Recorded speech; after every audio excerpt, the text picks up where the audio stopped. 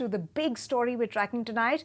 Defense Minister Rajnath Singh recently said that India will chase and kill terrorists even if they run to Pakistan. Pakistan was miffed and reacted that the statement was myopic and irresponsible. Now, Biden's administration official has said that US discourages or rather encourages dialogue between India and Pakistan, but it will not meddle in the dispute. So the question is India indeed going after terrorists no matter where they are, or should the defense minister's statement be seen in light of Lok Sabha elections? To discuss this further, I'm now joined by Karan Verma, author and political analyst, and Major General Sanjay Soyardide, a defense expert. Let me come to you first, Sir Sanjay. I'm not really casting a judgment over here, but have attacks on foreign soil been done earlier to eliminate terrorists? What does international law really pronounce? Are countries really prohibited from attacking terrorists, or do countries really reserve the right to conduct these exercises? In fact, Smita, I would say that this has not been India's policy, and we have not been following this of going outside our country boundary and attacking terrorists in other countries. We have been trying to maintain friendly relationship with our neighbors.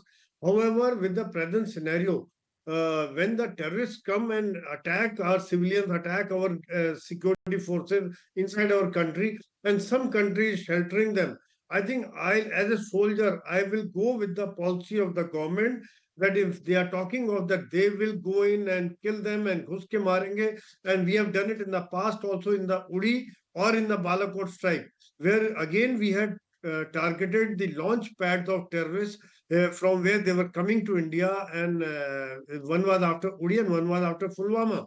We all are aware of it. There's a need. I mean, otherwise, Pakistan will keep sending terrorists, and which is a cheaper option for them. We got to make it expensive for them. As a soldier, I feel that it has to be proactive. Let's get over the politics part.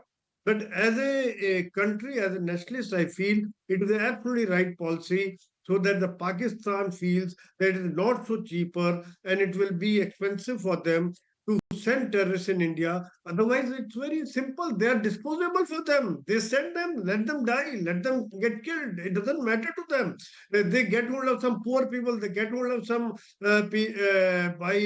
motivate them by showing the fake videos, mock videos. They brainwash them right from the childhood, and teenagers are sent, youngsters are sent across the border. Then what is the? I mean, if we killed 5 terrorists, it doesn't mean anything because they are just the puppets. They're just the players.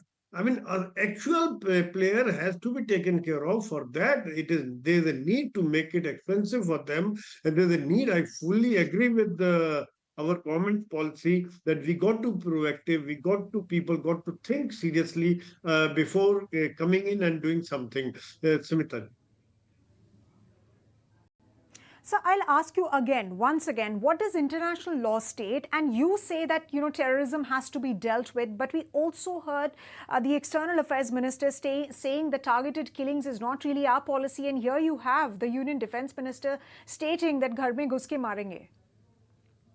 Yeah, I know that international law says that we cannot enter another country, and it means that it can lead to the bigger disturbances and bigger war-led situation because things can escalate. That is right. But what is the option? Where's the option? Like if you see in the West also, whether America came to the Pakistan and killed Osama bin Laden, or in Iran, or in wherever things have happened, wherever the terrorists were hiding in the world, things are being done. Because if the national interest comes first, then we got to think of it. But I fully agree with you that it is not an international law. We got to think of it because that is where probably some sort of criticism was there.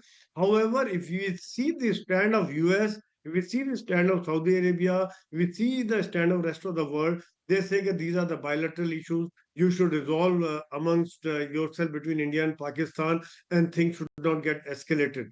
But as a soldier, I feel that we got to make things expensive for the person who is making our life hell at a very low cost. Simply.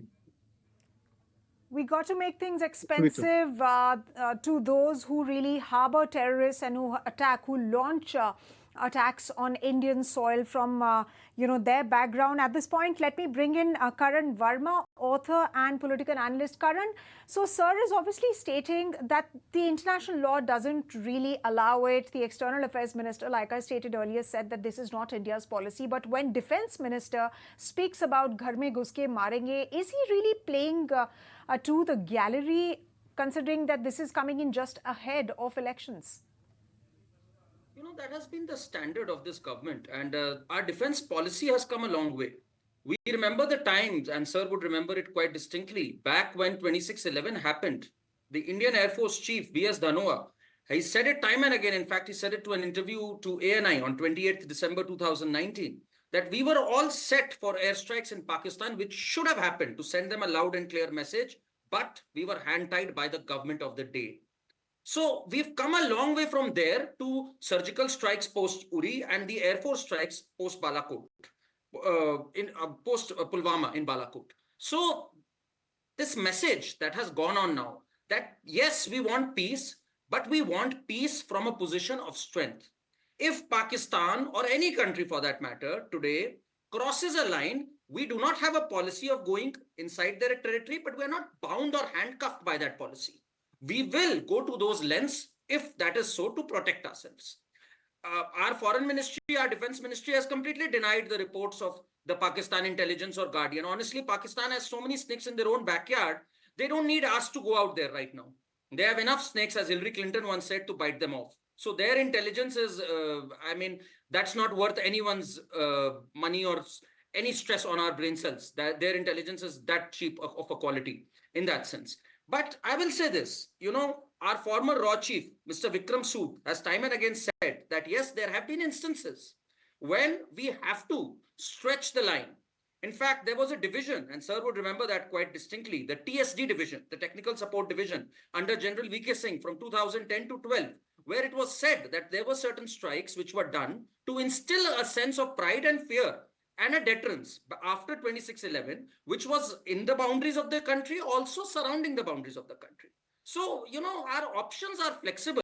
If we today say that we are not going to do anything, no matter how you come and beat us, I think that will be a very, very poor message. From kid gloves to an iron fist in a velvet glove, we've come a long way. So, whether it plays out well for the political galleries or not, I'm not bothered. I'm looking at it from a policy standpoint. And from a policy standpoint, it has been very clear over the last 10 years that no country should ever trample with our sovereignty or even think of doing something to our citizens. There is a huge price to pay in for that.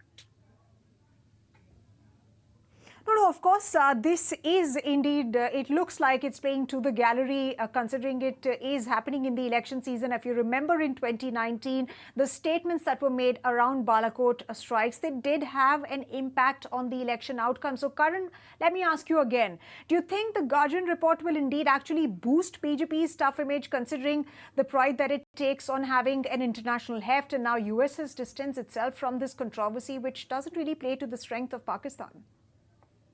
So now I will answer it from a political perspective. Of course, it will have a positive impact. People are fed up of the fact that we were beaten around by some terrorists walking into our country. They take away precious lives and we don't do anything about it. What happened after the parliament attack? What happened after 26/11? People were sick and tired of that. So if they get to know that the sworn enemies of our nation have been taken down by the Indian government, if they believe this to be true, then of course BJP is going to gain electorally out of it. And if you ask me the truth, they should gain electorally out of it. If there is a country which has given prominence to the defense of its citizens and their lives, then that country has every right to talk about it from an electoral standpoint and say that we are committed to national security, vote for us. This is what we stand for, vote for us. So yes, I believe policy should be distant from playing to the gallery. But right now, because it's election season, I don't take anything away from the BJP. They've walked the talk on defense matters. And if they ask for a vote on that, well, they have every right to do so. All right, Karan, thank you very much for sharing your thoughts with us. And thank you very much, Major General Sanjay Soy. Thanks very much indeed, gentlemen, for joining us this evening and sharing your thoughts as far as this specific story is concerned. Of course, the jury is out on, whether the BJP or the union minister did it for electoral gains. Of course, the defense expert, Major General Sanjay Soy, telling us that international law doesn't really allow it. If you like this video, then like, share and subscribe to ET Now.